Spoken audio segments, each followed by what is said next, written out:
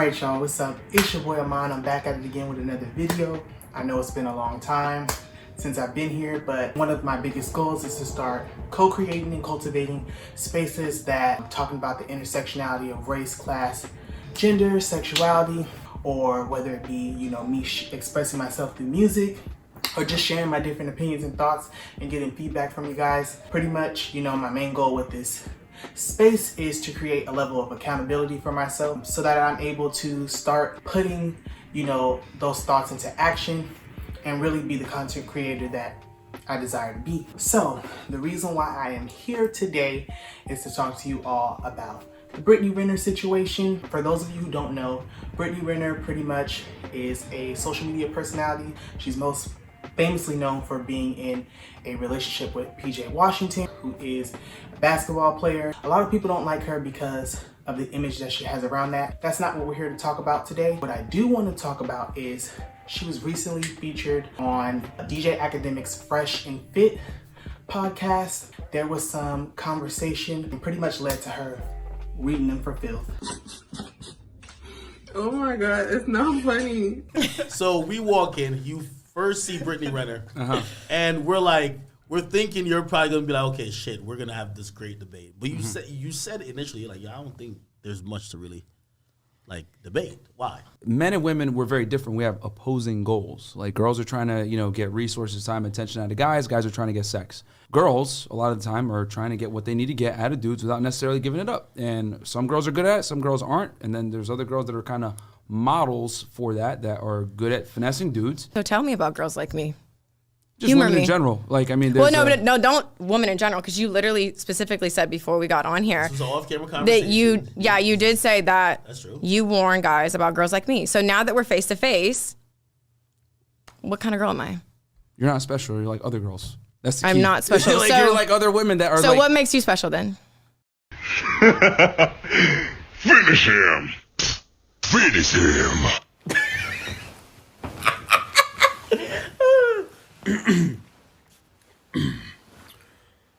Finish him! Let's bring it back a couple notches. Okay. So there's really a lot to unpack here, because my first question to you is, what do you gain from telling girls that they're not special? How does that make you feel? I mean, I know everything is a joke, but I'm asking you a real question. So how does it make you feel? Because if I say you're a bitch ass nigga, that does something for me, right? If I insult you, or if I tell you you're not special, you're forgettable, what does that do for me? All right, so pretty much I want to share my thoughts on the situation. They're bashing black women. Don't do it. Don't do it. And as a black queer man, I'ma always stand behind black women. Period. And I really want to talk and dive into why in 2022 we have cultivated an environment that has made it okay for black men to speak about black women the way that they do, treat black women the way that they do, instead of uplifting them and creating space for them to coexist with us all. In my opinion, one of the major issues why, you have a lot of black men that come out and they either date non-black women. If that's your choice, I'm totally, what works for you. But not only do they do that, they take it a step further and they bash black women. The one thing that, I haven't personally heard be brought up in this conversation is the emotionally inappropriate relationship that black men have with their mothers. In our community, let's be real, there are a lot of single mothers for a lot of different reasons. As a result, they have these inappropriate relationships with young black men as they grow up, pretty much treating them like they're their husband, treating them like they're the man of the household, having them live up to an expectation that is unrealistic. And the reality is that because of those inappropriate relationships, some, not all, black men have a lot of trauma.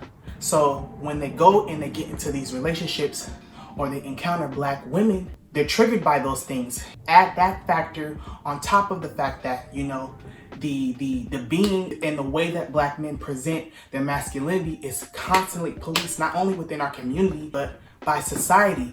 You're told, you can't wear this, you can't dress this way, you can't say these things, you can't cry, you can't do this. They're put so far sometimes into a box that they're not able to emotionally express themselves, and they have to put down their dreams, their aspirations, their passions down to be replaced by the aspirations and the dreams and the expectations of the community and as well as society, so that they're able to survive. This is why you have a lot of DL black men. This is why you have a lot of, black men that don't have a lot of experiences centered around healing past childhood trauma. And then you take these black men, some of them, and they go into these relationships basically creating trauma bonds with these black women, or being really negative or bashing them, or completely steering away from black women because of that trauma.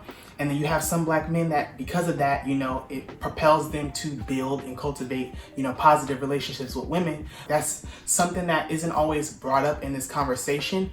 And pretty much, you can let me know in the comments below, do you agree with this or do you feel differently? And most importantly, what do you think needs to happen for us to create a safe environment where black men and black women can coexist? Just let me know in the comments below. And yeah, comment, like, share, and subscribe most importantly. And like I said, let me know your thoughts down below. Peace.